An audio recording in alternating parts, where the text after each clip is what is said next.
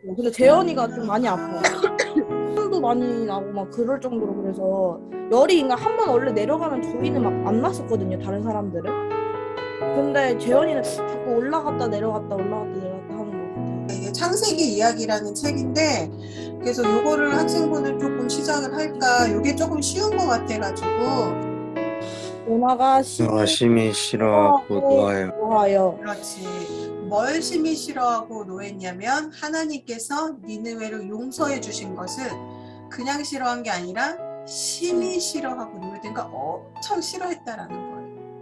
여호와께서 가라사대 내가 네가 수도 수고도 아니하고 배양도 아니하고 하룻밤에 났다 하룻밤에 망하니 이 방한 굴을 네가 아꼈거든.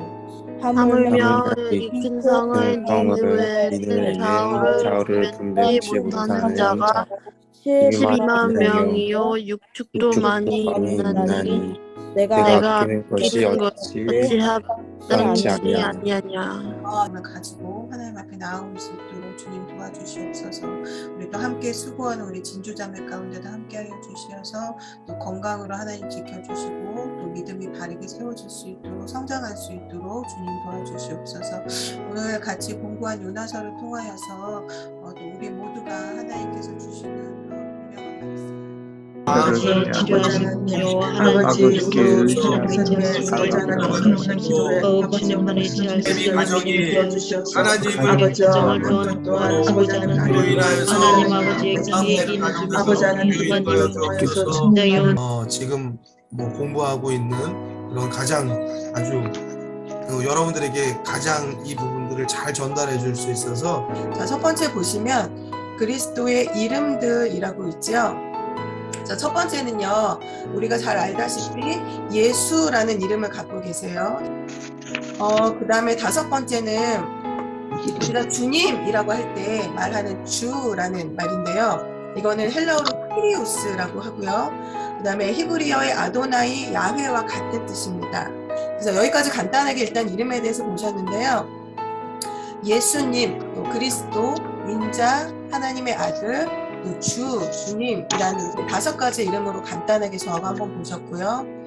그 다음에 두 번째는 그리스도가 갖고 계시는 본성에 대한 건데요. 이거는 뭐 저와 여러분이 잘 알고 계시는 말씀인데, 그리스도가 갖고 계시는 신성에 대해서, 또 그리스도가 갖고 계시는 인성에 대해서.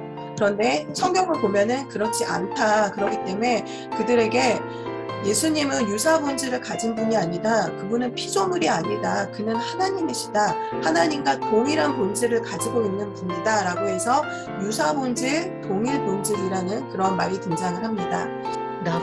네네, 정매화 권사님께서 한번 해주실까요? 그리스도의 신성과 인성을 분리되지 않는다. 예수는 참 하나님이시며 참 인간이시고 그의 신성과 인성에서 완전하시고 그의 신성에 관하여서 아버지와 동일한 본질이시고 그의 인성에 관해서 우리와 동일한 본질이시다.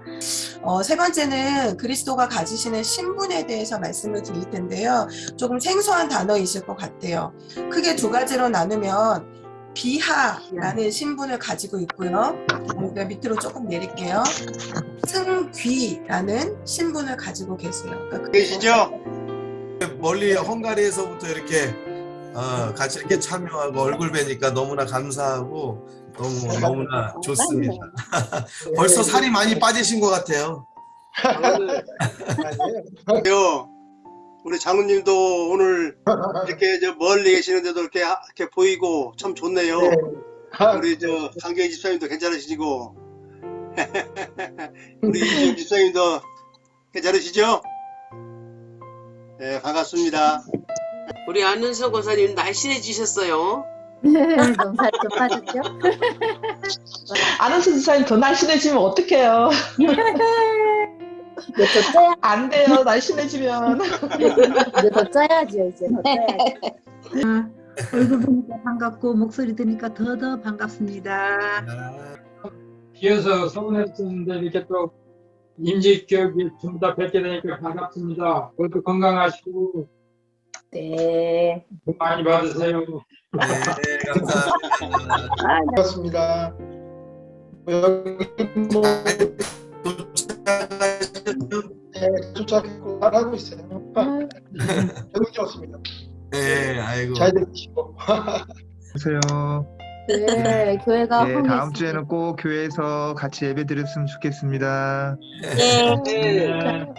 무소부재 영원불변 그리고 하나님의 계시는 계시라는 것 자체가 어떤 신적 존재가 자신의 존재를 이렇게 나타내는 것을 계시라고 한단 말이에요. 근데 신적 존재에 대해서 우리가 이해할 수 있느냐, 이해할 수가 없단 말이에요. 변호사님 아까 설명 너무 잘하시는데 보여주시는 만큼, 열어주시는 만큼 우리가 볼 수 있는데, 특별히 일반 계시로서 자연을 통해서도 알 수 있고 우리 양심을 통해서도 알 수 있다라는 것. 그리고 특별한 계시가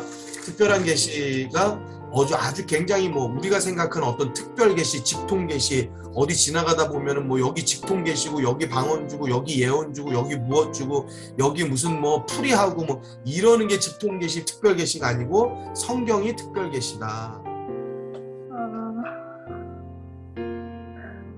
하나님 아버지 감사합니다. 이렇게 복된 시간 저도 참여하게 해주심을 정말 감사합니다. 이 시간 주님 주시는 말씀을 청종하며 정말 귀하게 듣고 새기는 시간 될 수 있도록 주님 처음부터 끝까지 함께하여 주시길 원합니다. 네.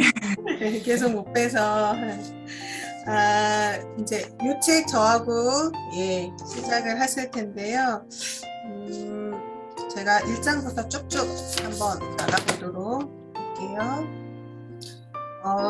요게 총 10챕터로 되어 있는데요. 저하고 오늘 같이 보실 거는 이제 1장에서 5장까지 같이 보실 거예요. 그래서 집사의 기원에 대해서는요, 사도행전 6장 1절에서 7절의 말씀을 기원을 하는데요. 초대 예루살렘 교회 7집사의 자격 요건이 있었습니다. 말씀 중에서도 많이 보셨던 본문이라 잘 아시는 본문인데요. 사도행전 6장 3절에 보시면 형제들아 너희 가운데서 성령과 지혜가 충만하여서 칭찬받는 사람, 그러니까 성령이 충만하고 지혜가 충만하고 그 다음에 공동체 안에서 다른 지체들을 모두에게 칭찬받는 사람 7명을 택하라 라고 그렇게 말씀합니다. 그 다음에 우리 책에 또 보면요, 세상에 세 종류의 사람이 있다라고 이야기하면서 다가가면 향기가 나고 왠지 포근한 사람이 있고, 또 다가가도 맹물같이 무덤덤한 사람이 있고, 또 마지막으로 보는 너무 괴팍해서 가까이 가기가 두려운 사람이 있다라고 이야기하면서, 그렇다면 나는 어떤 직분을 가진 사람이 될 것인가, 나는 어떤 집사가 될 것인가. 자, 우리는 그리스도의 향기를 풍기는 행복한 집사가 되고자 하는 열망을 가져야 한다. 이제 셰퍼드 대학교의 후안 카를로스 오르티즈 교수님이라는 분이 말씀하신 거에 대해서 이제 잠깐 나와 있는데요. 성도에 대해서 만년 갓난아기 성도라는 표현을 그렇게 쓰고 있어요. 왜냐하면은 우리 교회가 건강하려면 성숙한 성도들이 많아야 되는데, 안타깝게도 만년 갓난아기의 모습을 가지고 있는 성도들이 많은 것이 교회의 현실이다라고 이제 이분이 그렇게 말씀했다라는 거죠. 이 장의 제 마지막 장에 보시면은 집사는 교회의 기둥이다라는 거예요. 그러니까 교회에서 굉장히 중요한 역할을 한다라는 거죠. 그렇기 때문에 최소한 성경적인 교회관을 가지고 있어야 한다. 이 돈이라는 것은 인간의 마음과 감정과 굉장히 밀접하게 연결이 되어 있습니다. 그렇기 때문에 사실 이 재물은 신앙의 문제로 볼 수 있다는 거예요. 그렇기 때문에 집사는 선한 청직이어야 한다. 그럼 11조 생활이라는 것은 하나님께서 사람이 이 땅을 살면서 돈에 대해서 지나치게 욕심을 가지지 않도록 그 욕심을 버리게 하기 위해서 하나님이 정해놓으신 훈련이 바로 11조다라고 이렇게 말씀하고 있어요. 그래서 좋은 목회 협력자는 누구냐? 목회 중심적인 태도를 갖는 사람이 바로 좋은 목회 협력자라는 거예요. 그러니까 목사가 가지고 있는 마인드를 잘 알고, 목사가 가지고 있는 비전과 소명을 잘 알고 그거와 같은 맥락으로 일을 하는 사람, 그 사람이 바로 좋은 목회 협력자다라는 거죠. 만약에 열심히 하기는 하는데 그 방향이 맞지 않아요. 성경적이지 않아요. 목사의 비전과 맞지 않아요. 그래서 열심히 하긴 하는데 그거하고 다르게 엉뚱한 방향으로 자기 혼자 열심을 내는 사람이 있어요. 이거는 오히려 목회에 해가 된다라는 겁니다. 성경에 이러한 일이 있는데 어떠한 일이 있느냐. 자, 가나안 땅을 정탐한 10사람이 돌아와서 이야기하죠. 오, 거기 있는 사람들은 거인 같다. 우리는 그 사람들에 비해서 메뚜기 같다. 우리 거기 들어가면 다 죽는다라고 10사람이 부정적인 말을 했어요. 그러자 그 이스라엘 백성들 모두가 저 10사람이 다 와서 이런 얘기를 하니 거기 정말로 우리 가면 위험한 데인가 보다라고 그 말에 다 동화가 된 거예요. 그래서 결국 어떻게 됐느냐. 눈앞에 두고도 그 땅 못 들어갔죠. 1세대들은 광야에서 살다가 다 죽어버렸습니다. 그래서 특별히 이제 요 5장에서 이제 뒤끝에 대해서 지금 같이 계속 보고 계시는데요. 뒤끝이 없다라고 말하는 거 너무나 이기적인 태도라는 거예요. 너만 뒤끝이 없으면 다야? 네가 하는 그 말로 인해서 상처받은 사람은 어떡할 거야? 라고 그렇게 이야기하는 거죠. 그러면서 특별히 이제 지금 이제 이 집사에 대해서 같이 보는 거니까 이 책에서 이제 집사에 대해서도 한번 이야기하면은, 자, 교회 공동체를 힘들게 하는 집사는 누구냐? 이리저리 여기저기 사방팔방 돌아다니면서 다른 사람들 비방하고 중상모략하는 사람이다라는 거예요. 많이 있는데, 그럼 이렇게 말하는 사람이 있을 때 이 나머지 사람들은 도대체 이 사람에 대해서 어떻게 해야 되는가에 대해서 이제 생각해보자라는 거예요. 교회니까 덕이 안 되니까는 잘못되게 말한다라고 해서 그냥 이렇게 말아주고 하게끔 그냥 내비두고, 혼내지 않고 아무도 말하지 않고 내비두는 거, 이거 잘못됐다라는 거야. 왜냐하면 그 사람이 지금 잘못된 말을 하고 있는데 누군가 제동을 걸어줘야지. 근데 아무도 제동을 걸어주지 않으면 그 사람은 자기 말이 맞는 것으로, 다른 사람들도 자기 말에 다 동의하는 것으로 착각한다라는 거예요.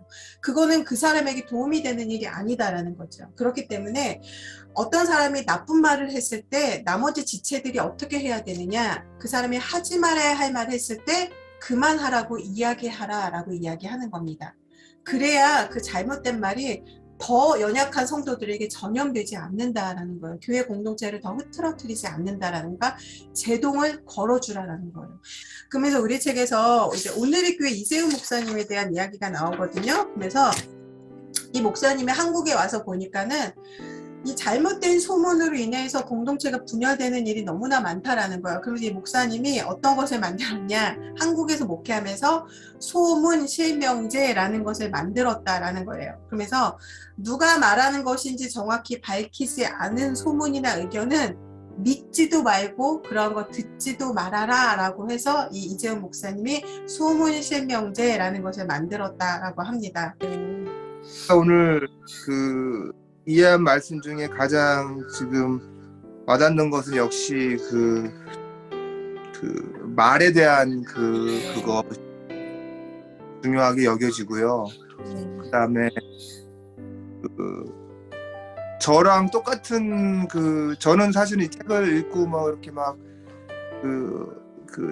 재물, 물질, 헌금 막 이런 거 고민을 뭐 해보고 뭐 일부러 맞춘 건 아닌데, 그래도 감사하게도 제가 가지고 있었던 어떤 헌금, 그 다음에 11조 이런 부분에 대해서 동일한 식견을, 그 다음에 이해를 가지고 있는 거를 봐서 참 너무 기뻤어요. 그래서 성령님의 성장을 이루는 교회라면 이 책에서 말할 그런 역할에 집사님들이 정말 많아야 되고, 그로 인해서 목사님이 정말 목회에 전념할 수 있는 그런 여건을 만들어주는 그런 집사님들이 모습이 돼야 되겠다 하는 그런 생각을 갖게 됩니다.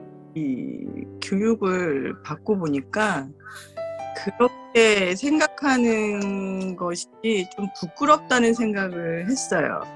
그러니까 더 이상 나는 부족하고 연약한 믿음이라는 그거에 갇혀있지 말고 더 이 집사 직분에 맞는 교회 공동체에서 협력자도 되고, 또 그 본분에 충실한 그걸 좀 성숙된 그런 직분자가 되려고 노력해야 되지 않나, 이런 생각도 많이 했고요. 그리고 교육이라는 건 참 좋은 것 같아요.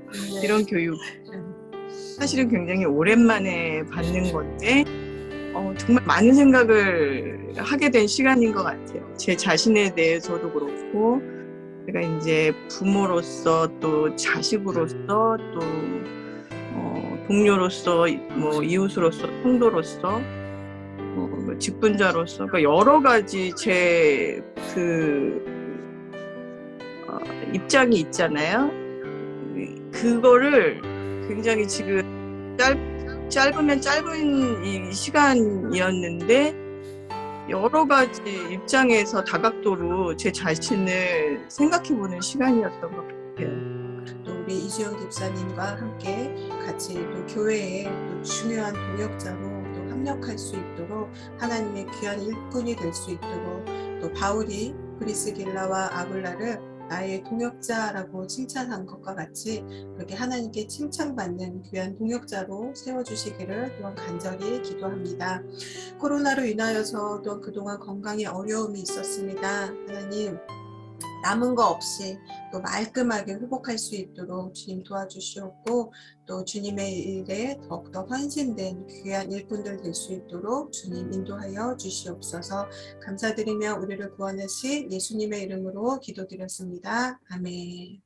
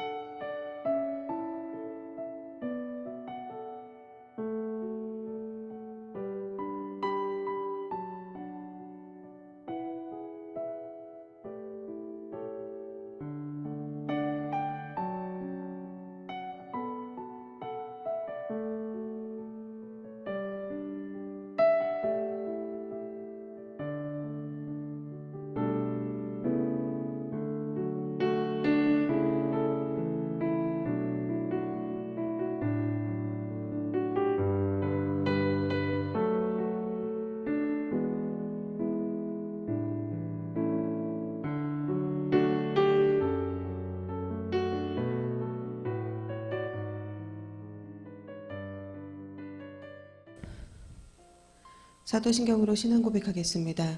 전능하사 천지를 만드신 하나님 아버지를 내가 믿사오며 그 외아들 우리 주 예수 그리스도를 믿사오니 이는 성령으로 잉태하사 동정녀 마리아에게 나시고 본디오 빌라도에게 고난을 받으사 십자가에 못 박혀 죽으시고 장사한 지 사흘 만에 죽은 자 가운데서 다시 살아나시며 하늘에 오르사 전능하신 하나님 우편에 앉아 계시다가 저리로서 산자와 죽은 자를 심판하러 오시리라.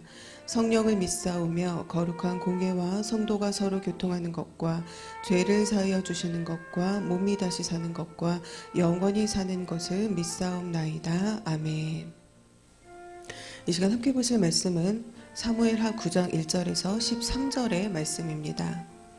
세상에서 큰 어려움 가운데 있을 때에 누군가가 자신을 도와주었다라고 하면 사람들은 내가 누군가에게 큰 은혜를 입었다라고 말을 합니다.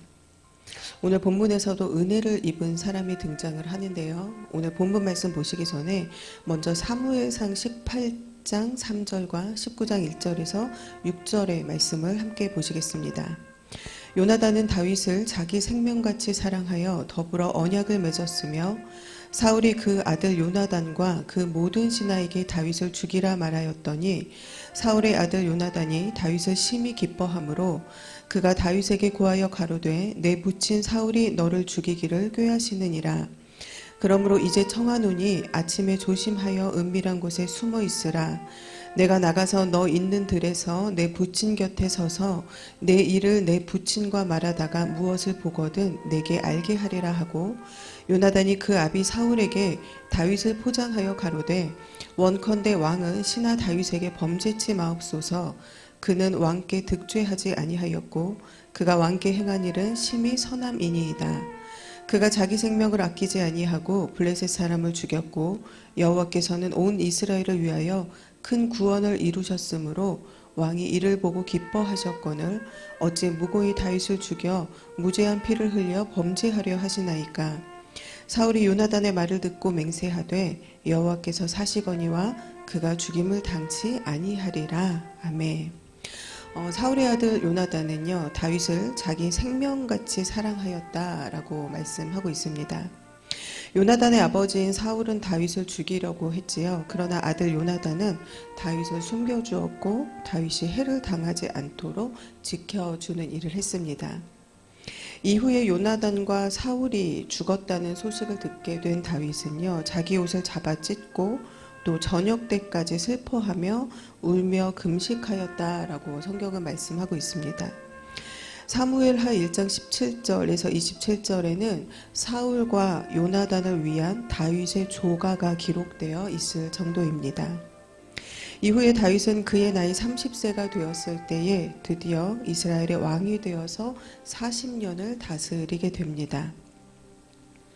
사무엘하 8장 15절에는요, 다윗이 온 이스라엘을 다스려 다윗이 모든 백성에게 정의와 공의를 행할세라고 말씀하고 있습니다. 다윗은 왕이 되었고요. 다윗은 모든 백성을 정의와 공의로 다스렸습니다. 그런 다윗이 어느 날 사람을 하나 찾기 시작했습니다. 오늘 본문 말씀입니다. 사무엘하 9장 1절 말씀입니다. 다윗이 가로되 사울의 집에 오히려 남은 사람이 있느냐? 내가 요나단을 인하여 그 사람에게 은총을 베풀리라 하니라. 왕위에 오르면 가장 먼저 하는 일이 정치적으로 자신과 대립관계에 있던 사람들과 그 일가 친족들을 진멸하는 일입니다. 그러나 백성들을 정의와 공의로 다스리고 있었던 다윗은요, 사울의 가문에 혹시 아직 살아있는 사람이 있는지를 물었습니다. 다윗은 왜 사울 가문에 남아있는 사람이 있는가를 궁금해했을까요? 계속해서 이어지는 말씀 보시겠습니다. 사울의 종 하나가 있으니 그 이름은 시바라. 저를 다윗의 앞으로 부르매 왕이 저에게 묻되 내가 시바냐 가로되 종이 그로소이다.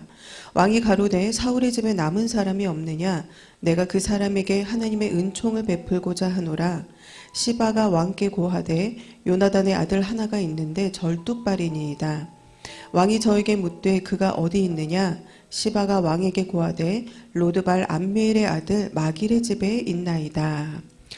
다윗은 사울의 종 시바라는 이름을 가진 사람을 만나게 되었습니다. 그리고 그에게 사울의 집에 남은 사람이 있는가를 물었습니다. 시바는요, 요나단의 아들이 있다라고 말했습니다. 다윗은 그가 어디 있는가를 물었고, 시바는 요나단의 아들이 로드발 암미엘의 아들 마길의 집에 있다라고 말했습니다. 다윗은 마길의 집에 사람을 보내어서 요나단의 아들을 데려오게 했습니다. 이어지는 말씀입니다. 다윗 왕이 사람을 보내어 로드발 암미엘의 아들 마길의 집에서 저를 데려오니 사울의 손자 요나단의 아들 무비보셋이 다윗에게 나아와서 엎드려 절하매 다윗이 가로되 무비보셋이여 하니 대답하되 주의 종이 여기 있나이다.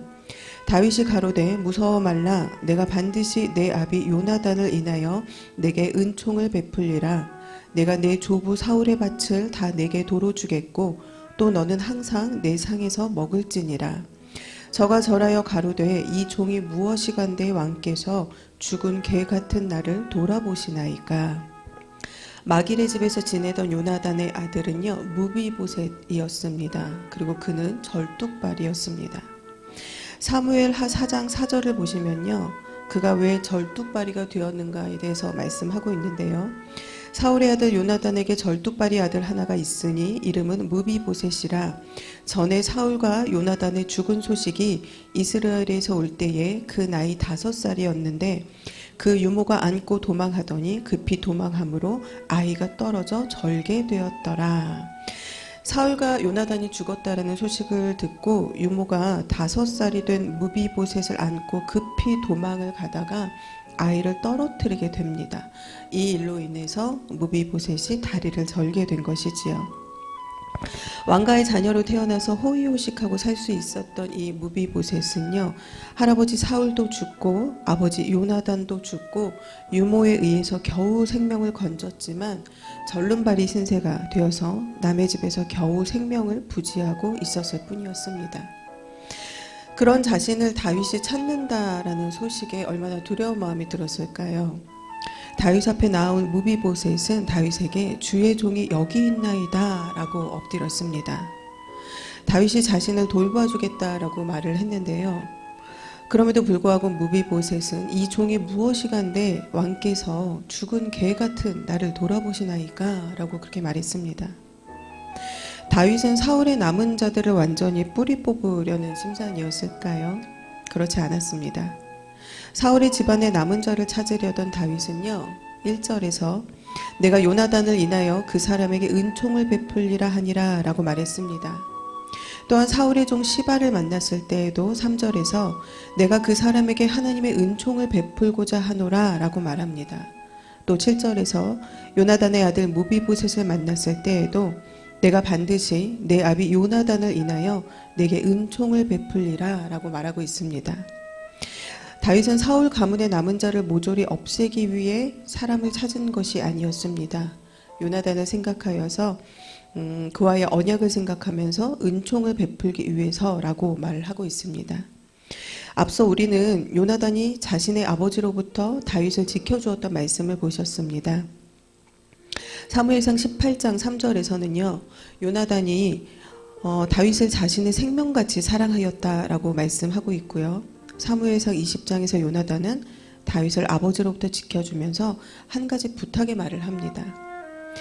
사무엘상 20장 10절에서 15절 말씀인데요. 너는 나의 사는 날 동안에 여호와의 인자를 내게 베풀어서 나로 죽지 않게 할 뿐 아니라 여호와께서 너 다윗의 대적들을 지면에서 다 끊어버리신 때에도 너는 내 인자를 내 집에서 영영히 끊어버리지 말라 하고 라고 말씀합니다. 제가 13절에서 16절까지를요. 세번역 성경으로 한번 읽어드리겠습니다.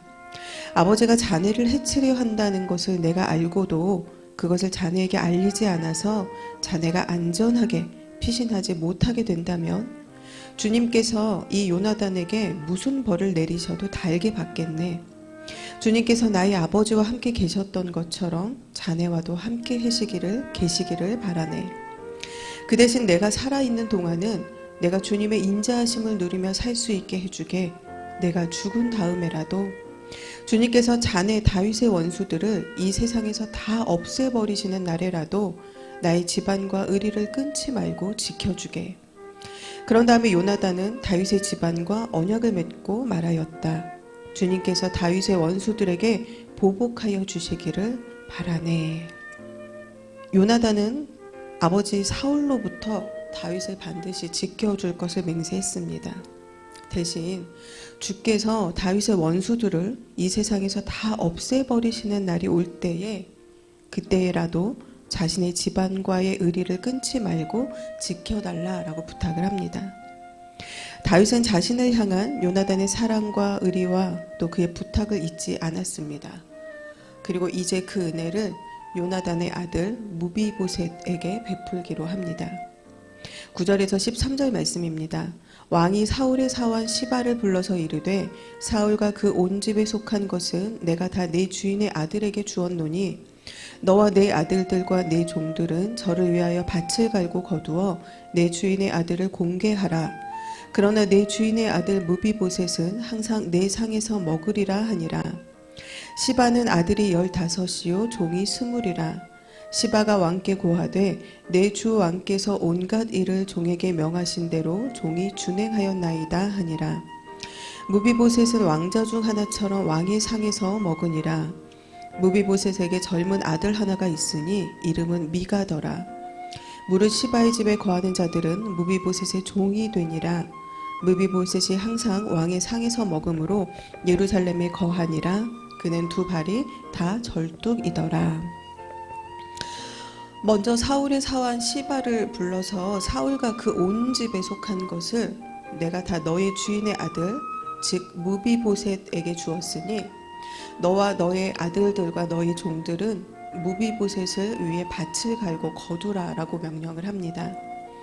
10절 말씀의 시바는요 아들이 15명이나 있었고 종을 20명이나 거느린 사람이었습니다.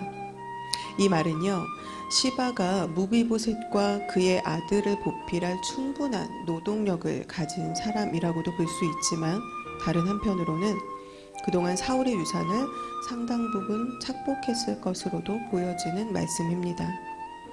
시바는 이렇게 살고 있었을 때에 왕의 손자인 무비보셋은 남의 집에서 얹혀 살고 있었기 때문입니다. 어쨌든 사울의 종이었던 시바와 그의 식솔들은 다윗 왕의 명령으로 사울 왕의 손자이자 요나단의 아들인 무비보셋을 섬기게 됩니다. 그리고 11절 말씀에요. 무비보셋은 왕자 중 하나처럼 왕의 상에서 먹으니라 라고 말씀합니다. 또 13절에는 무비보셋이 항상 왕의 상에서 먹음으로 예루살렘에 거하니라 라고 말씀합니다. 그리고 그는 두 발이 다 절뚝이더라 라는 말씀으로 13절 말씀이 맞춰집니다. 그의 두 발이 다 절뚝이더라 라는 말씀은요, 무비보셋의 삶을 보여주는 대목입니다. 왕가의 자손으로 태어났지만 그의 육체는 온전하지 못한 상태가 되었고 거할 집이 없어서 남의 집에 신세지고 있는 형편이었습니다. 또한 혹시 다윗에게 들통이 나서 목숨이 위태롭게 되는 것은 아닐까, 하루하루가 살 얼음을 걷는 그런 신세였을 것입니다. 그러나 무비보셋은 다윗에게 그의 생명을 보장받게 되었고 재산도 회복하고 권위도 회복을 하게 되었습니다. 사랑하는 성도 여러분, 오늘 말씀의 제목은 은혜를 아는 자입니다. 우리가 교회에 나오면 가장 많이 하고 많이 듣는 말이 바로 은혜라는 단어입니다. 예배가 끝나면 우리는 은혜 받았습니다 라고 말을 하고요. 또 좋은 일이 생기면 하나님의 은혜입니다 라고 말을 합니다. 이와 같이 우리는 은혜라는 말을 참 많이 사용합니다. 은혜라는 말이 우리에게 왜 중요한 말일까요? 로마서 5장 12절에는요. 이러므로 한 사람으로 말미암아 죄가 세상에 들어오고 죄로 말미암아 사망이 왔나니 이와 같이 모든 사람이 죄를 지었으므로 사망이 모든 사람에게 이르렀느니라 라고 말씀하고 있습니다. 죄로 인해서 인간은 죄 없으신 하나님과의 관계가 끊어져 버렸지요. 그러므로 모든 사람은 이 죄로 인해서 사망에 이르게 되었습니다. 마치 오늘 본문의 무비보셋과 같이 말입니다. 죄를 해결할 수 있는 방법이 사람에게는 없습니다. 그런데 하나님께서 친히 이것을 해결할 수 있게 은혜를 내려주셨습니다. 그리스도께서 자신의 몸을 희생 제물로 드려서 그 핏값으로 우리를 사망에서 생명으로 옮겨주신 것입니다. 무비보셋은 왕가의 자손이지요. 그러나 그의 가문은 멸망했고 겨우 목숨은 건졌으나 다리를 절게 되었습니다. 무비보셋은 모든 것을 완전히 잃어버린 신세가 되었습니다. 그의 생명도 보장받을 수 없는 신세가 되었습니다. 이러한 무비보셋에게 어느 날 뜻밖의 은혜가 임했습니다. 다윗이 그를 찾은 것이지요. 다윗이 무비보셋을 찾은 것은요, 그를 해하기 위함이 아니라 요나단과의 언약에 의한 은혜를 베풀기 위함이었습니다. 어쩌면 죽을 수밖에 없었던, 또 언제 죽을지 모르는 위태한 상황 가운데 있었던 무비보셋에게 어느 날 마치 한 줄기 빛 같은 존재로 다윗이 그를 찾아온 것입니다. 오늘 본문 10절에서는요. 내 주인의 아들 무비보셋은 항상 내 상에서 먹으리라 하니라. 11절에는 무비보셋은 왕자 중 하나처럼 왕의 상에서 먹으니라. 13절에는 무비보셋이 항상 왕의 상에서 먹음으로 라고 말씀하고 있습니다. 왕과 한 식탁에서 겸상을 한다라는 것은요, 왕과 얼마만큼의 친밀도가 있는가를 알 수 있는 대목이고 다윗이 그에게 어떠한 권위를 주었는가를 잘 알 수 있는 말씀입니다. 마치 그리스도께서 그와 함께하는 자들에게 들어가서 내가 그와 더불어 먹고 그는 나와 더불어 먹으리라 라고 말씀하신 요한계시록의 말씀과 같이 말입니다. 하나님께서 우리에게 일방적으로 베풀어 주신 은혜, 소망 없는 사람에게 소망 없고 죽음 가운데 거할 수밖에 없었던 그런 우리에게 주신 은혜, 그것이 바로 구원입니다.